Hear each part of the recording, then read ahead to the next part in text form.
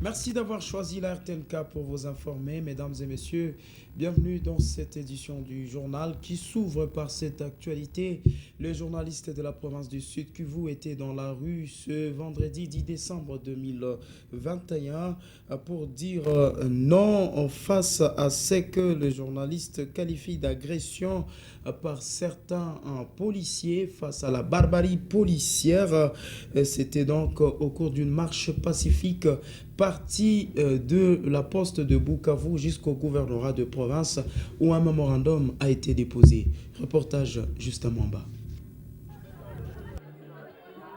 C'est ce qu'on appelle indignation au vrai sens du mot. Les voix des sans-voix ont manifesté dans la ville de Bukavu, tenus noir avec des sachets. Pour les uns, ils portaient des calicots sur lesquels il était écrit « Les journalistes n'est pas un crime ».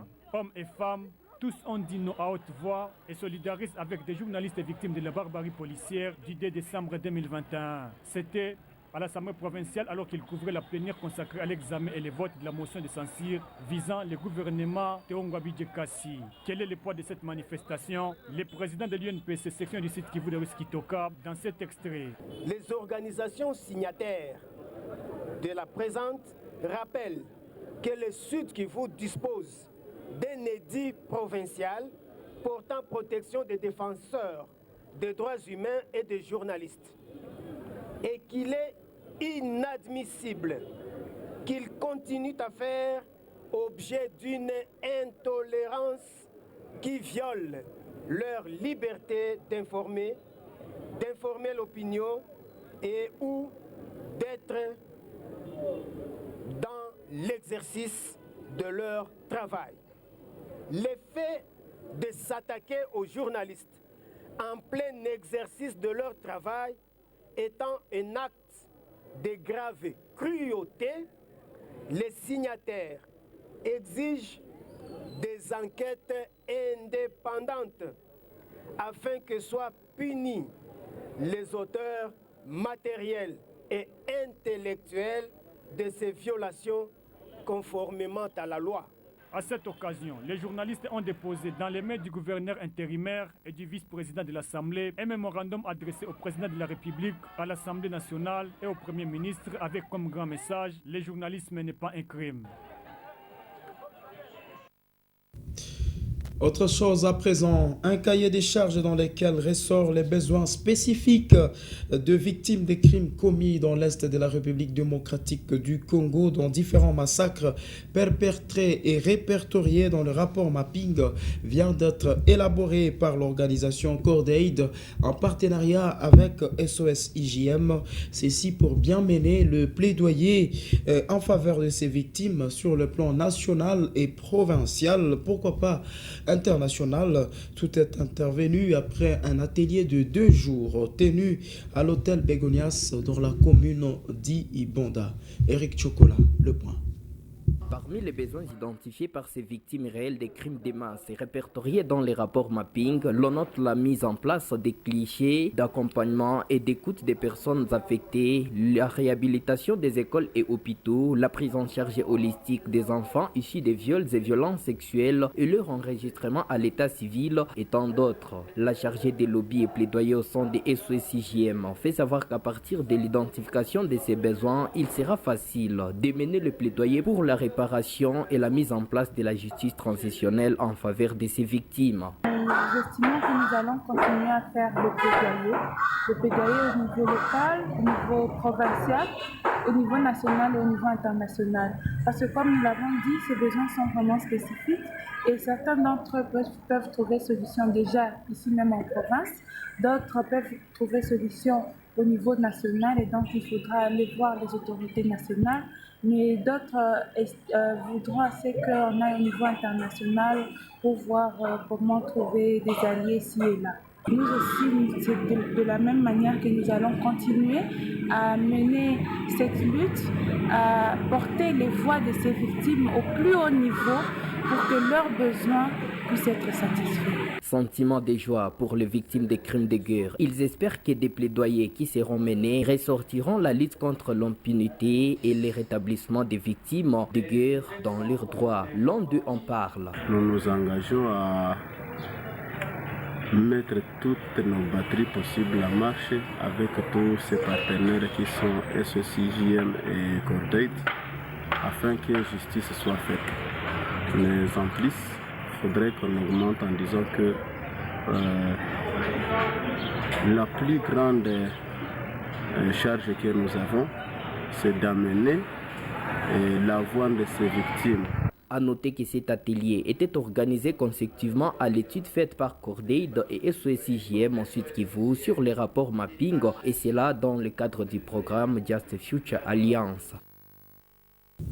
Sensibiliser les autorités politico-administratives et différents services transfrontaliers sur comment mettre en place le mécanisme transfrontalier pour réduire des difficultés auxquelles se heurte le petit commerçant dans l'exercice de leur métier sur les sites transfrontaliers des Ruzizi 1er. C'est l'objectif d'une journée de plaidoyer en faveur de petits commerçants transfrontaliers organisée dans le cadre de 16 jours d'activisme de droits humains et appuyé par le projet de facilitation de commerce dans le Grand Lac PFCGL. C'est jeudi 9 décembre 2021. Charmant Chifoulirou, Renaud Tororé, reportage.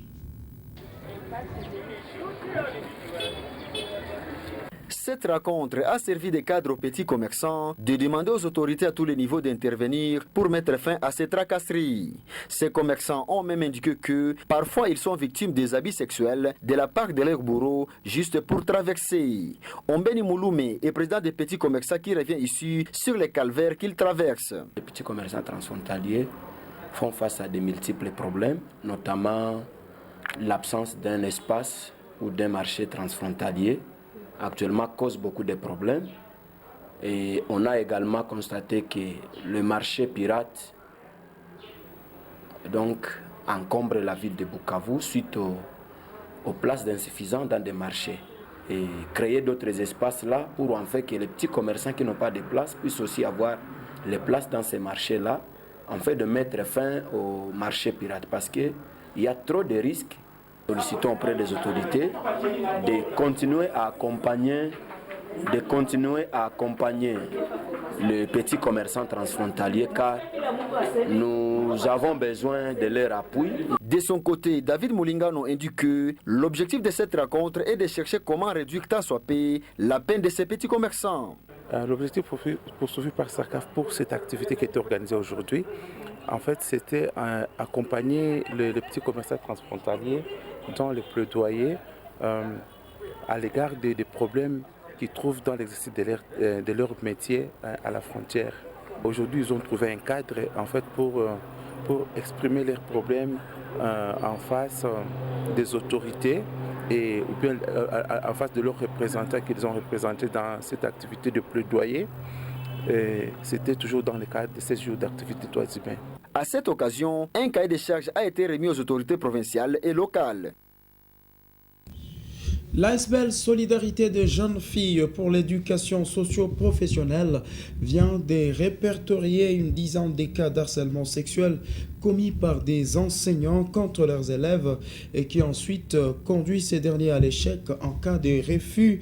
Cette étude a été menée par SOGEP-FEP et révélée ce vendredi 10 décembre à l'issue de la clôture des activités des 16 jours d'activisme de lutte contre les violences faites aux femmes et filles. Eric Chocolat, reportage. Face à ces élèves, l'ASBEL SOGEFEP dit regretter qu'en lieu et place d'éduquer les enfants, certains professeurs se livrent à la proposition de l'acte sexuel ou encore la relation amoureuse pour que l'élève réussisse. Cette pratique affaiblit certains élèves qui, de cela, négligent les études et attendent réussir par les points sexuellement transmissibles. Après une ronde complexe scolaire à Bouana, Namir, Horizon et à l'Institut Moulindwa, la coordonnatrice des SOGEFEP estime que les parents devraient s'approprier cette lutte pour lutter contre cette forme de violence dans les milieux scolaires. Moi, j'ai bénéficié comment une femme peut se confier, avoir la confiance de son père et avoir la capacité de se défendre, avoir des proposes, peut-être soit tu te rencontres avec un garçon et il te propose la relation sexuelle. Si tu ne veux pas, pourquoi refuser, pourquoi avoir la confiance de soi-même. On m'avait appris que lorsqu'une telle situation t'arrive, il faut avoir la courage, peut-être la force. Côté élèves qui ont reçu les notions sur comment dénoncer ces cas, promettent se donner plus aux études afin de ne pas permettre à certains de leurs professeurs d'y parvenir. Elles promettent ne plus y porter également des habillements malsains pour ne pas permettre à certains de leurs professeurs d'en profiter. Nous leur enseignons surtout sur les thèmes des sous-formes de violence, harcèlement sexuel dans les milieux scolaires, les grossesses et les grossesses précoces. Comment une fille peut se donner aux études sans toutefois peuvent se donner aux études sans pour autant faire l'amour avec un professeur. À noter que plusieurs voix ne cessent d'être haussées du jour au lendemain pour dénoncer ce genre d'harcèlement dans le milieu scolaire afin d'en faire une sphère de paix et d'études pour le futur cadre du pays et non le milieu des violences sous différentes formes. On change de chapitre dans ces journaux. Soutien total au bourgmestre ad intérim de la commune d'Ibonda. C'est les jeunes d'Irambo au quartier Nyalukemba qui sont descendus dans la rue pour exprimer leur soutien à Daniel Runiga. Ces derniers ont brûlé de pneus sur la chaussée pour refuser catégoriquement la réhabilitation de bourgmestre Emmanuel, du bourgmestre de la commune d'Ibonda, Kassi Kafire. Et c'est là donc à travers une manifestation organisée sur la route qui mène vers les cimetières de camp militaire Sayo pour le président de la société civile Sunoyo de Nyalukemba, Abedi Manvou Eli. Le bourgmestre Daniel Runiga a fait preuve de plusieurs actions de développement dans les 100 jours depuis qu'il est à la tête de cette commune, d'où il mérite les soutiens. On écoute le président de la société civile Sunoyo de Nyalukemba.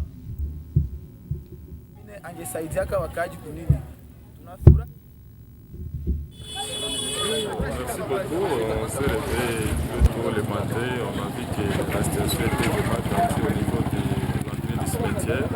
Et il y a la population de Nyalukemba qui conteste l'éventuelle réhabilitation de l'ancien bourgmestre de la commune d'Ibanda qui a fait plus de 10 ans au pouvoir. Et que la population a décidé que non, ils doivent nécessairement manifester leur mécontentement, de dire que non, ce monsieur ne mérite plus de rentrer à la tête de la commune. Et nous, on a constaté, on a vu, il y a les calicots, il y a les papiers qui sont écrits, où on écrit les messages que non, et on ne veut plus de lui. Donc nous, ce qu'on peut demander à la population, on peut demander qu'elle s'apaise, sinon même ceux qui nous dirigent aussi évaluent très bien ce que le bourgmestre actuel est en train de faire. Et je sais qu'on va faire le plaidoyer, on va rencontrer les autorités et pour donner les doléances et les mots, mais aussi les souhaits que la population a manifestés à la matinée d'aujourd'hui. Qu'est-ce que Runiga a déjà fait selon vous dans votre entité? En fait, avec Runiga, il n'a fait que 3 mois déjà. Il a donné son bilan de 100 jours. Nous avons constaté qu'il y a plusieurs avancées par rapport à l'ancien bourgmestre, ce qu'on ne peut pas démentir. Et on a constaté qu'il y a plus de 9 escaliers déjà construits, il y a des dépôts, il y a même les échoppes qui sont déjà construits au niveau des marchés de Ngouba, maintenant plus de 8 échoppes. Donc il y a beaucoup déjà de choses qu'il est en train de faire, y compris aussi cette route qui mène au niveau des cimetières. Vous savez avec moi que cette route n'était plus praticable, où les véhicules ne passaient plus, mais avec notre plaidoyer, et il s'est donné l'audace de mettre les cantonniers pour faire les travaux de cantonnage manuel. Donc on a compris qu'il a nécessairement il a les soucis de cette population Et ce n'est pas nous de décider qu'ils puissent partir, soit qu'ils puissent rester, mais nous évaluons déjà ces activités et il a au moins vraiment des avancées par rapport à son prédécesseur. Et certains agents de la même commune d'Ibanda s'indignent de la situation qui s'observe au sein de cette commune. C'est là, justement, après l'annonce de la réhabilitation de Manega Bentaïtunda dans ses fonctions et rappelle les autres au bon sens. Ils l'ont fait savoir dans une déclaration rendue publique ce 10 décembre. Dans leur déclaration, ces agents condamnent avec force les actions qu'ils jugent honteuses menées par leurs collègues et qui, selon eux, c'est l'œuvre du bourgmestre qui assume l'intérim. Ils continuent à jouer au malin en instrumentalisant ces marionnettes pour contester la décision prise par les autorités nationales qui lèvent la mesure de suspension de M. Manega Bentaïtunda Évariste. Ce dernier état suspendu sans motif valable mais politiquement. Il procède par corrompre certains médias et certains jeunes pour diaboliser son chef, Manega Bentaïtunda Évariste. Il oublie qu'il s'expose au ridicule car un jour la justice fera son travail. Il ignore que la suspension des fonctions de l'agent a un délai déterminé, mais n'est pas une révocation. Certains individus non éclairés revendiquent par les mensonges. Tel est le cas à la commune d'Ibanda actuellement, avec à la tête M. Dunia Runinga Daniel, qui utilise les personnes non reconnues par l'État dans l'administration. Il est arrivé le 1er juillet 2021 à la commune d'Ibanda avec maintenant 60 personnes ramassées dans la rue et a commencé à leur notifier ce samedi de la semaine passée, le 4 décembre 2021, pour tromper l'opinion publique. Après l'admission sous statut des agents de l'an 2018, le ministère de la fonction n'admet plus les nouvelles unités. Enfin, nous souhaitons que la division de la fonction publique vienne mener les investigations pour découvrir que les agents ayant droit sont écartés et son groupe occupe le bureau. Fait à Bukavu le 10 décembre 2021 par les agents reconnus de la commune d'Ibanda. Ainsi s'achève cette édition du journal. Si vous l'avez aimé, dites merci à Théophile Iraghi qui appuie sur plusieurs boutons pour que vous nous suivez chez vous. Au revoir et à la prochaine.